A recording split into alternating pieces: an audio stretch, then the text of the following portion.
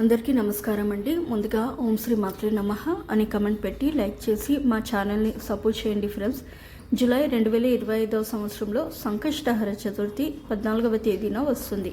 సంకటహర చతుర్థి అనేది హిందూ క్యాలెండర్లోని ప్రతి చంద్రమాసంలో వచ్చే వినాయకుడి ఉత్సవం.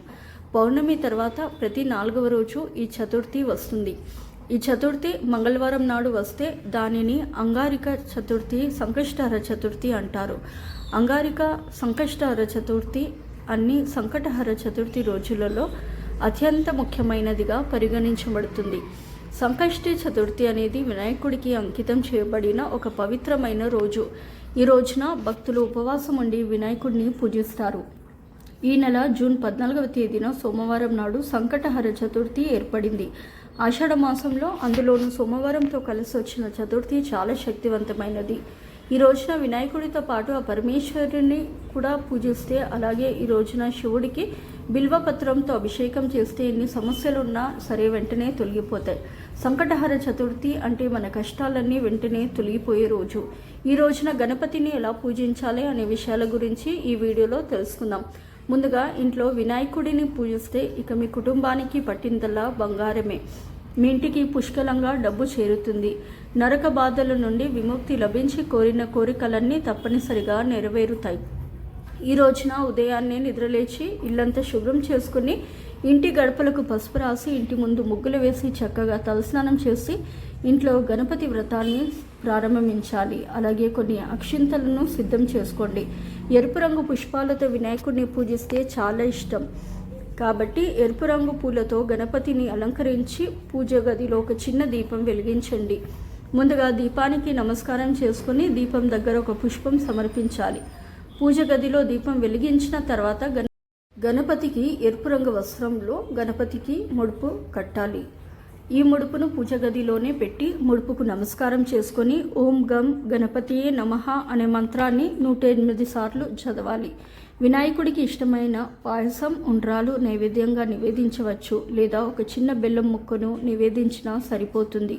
చివరిగా వినాయకుడికి హారతినిచ్చి ముడుపుకు కూడా హారతినిచ్చి వినాయకుడికి నమస్కారం చేసుకొని 5 ప్రదక్షిణాలు చేసి తలపైన అక్షింతలను వేసుకుని మీ పూజను ముగించుకోవాలి.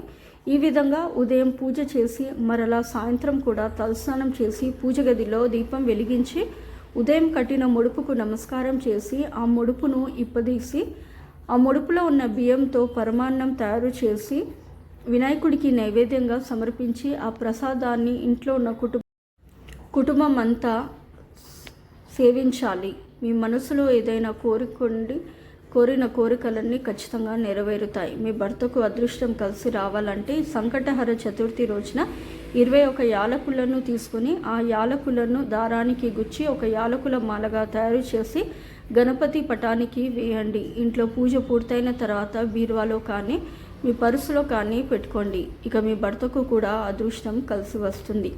ఈ సంకటహర చతుర్థి రోజున ఈ విధంగా గణపతి వ్రతాన్ని ఆచరించిన వారికి గణపతి ఆశీర్వాదంతో మీ కష్టాలన్నీ వెంటనే తొలగిపోయి తరతరాల తరగని ఐశ్వర్యం సిద్ధిస్తుంది. ఈ రోజున ఇంట్లో పూజ చేయలేని వారు కనీసం దీపం వెలిగించి ఓం గం గణపతియే నమః అని జపించండి. ఈ రోజున ఉపవాసం ఉన్న వారికి సకల పాపాలన్నీ తొలగిపోయి జన్మల అదృష్టం కలిసి వస్తుంది.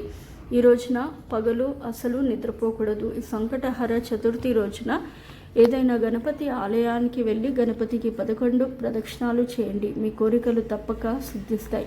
ముఖ్యంగా అప్పుల సమస్యలతో బాధపడేవారు గణపతి ఆలయంలో నెయ్యి దీపం వెలిగించండి. అప్పుల సమస్యలన్నీ వెంటనే తీరిపోతాయి. అలాగే గణపతి ఆలయంలో గరికమాలను సమర్పిస్తే సంవత్సరం అంతా డబ్బు సమస్యలు ఏర్పడకుండా వినాయకుని ఆశీర్వాదం మీ ఇంటిపై ఉంటుంది. అదేవిధంగా భార్యాభర్తల మధ్య కలహాలు, కుటుంబ సమస్యలతో బాధపడేవారు గణపతి ఆలయంలో వినాయకుడికి అరటి పళ్ళను సమర్పించండి.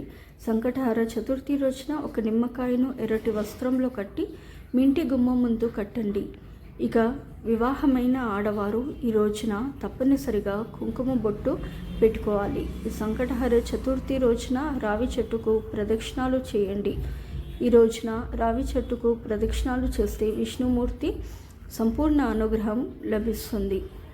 జిల్లేడు మొక్క వినాయకుని మొక్కగా భావిస్తారు. అలాగే ప్రయత్నాలు చేసేవారు జిల్లెడు మొక్కకు పసుపు నీళ్లు పోస్తే త్వరగా వివాహ గడియాలు ఏర్పడి మంచి సంబంధం కుదురుతుంది. ఇక ఉద్యోగం కోసం ఎదురు చూసే వ్యక్తులు ఆవుకి ఆహారాన్ని తినిపించండి.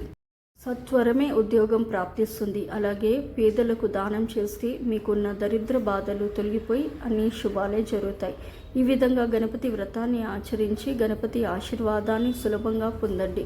మీకు ఈ వీడియో నచ్చితే తప్పకుండా లైక్ చేసి షేర్ చేయండి. మరిన్ని మంచి వీడియోస్ కోసం మా ఛానల్ని సబ్స్క్రైబ్ చేయండి.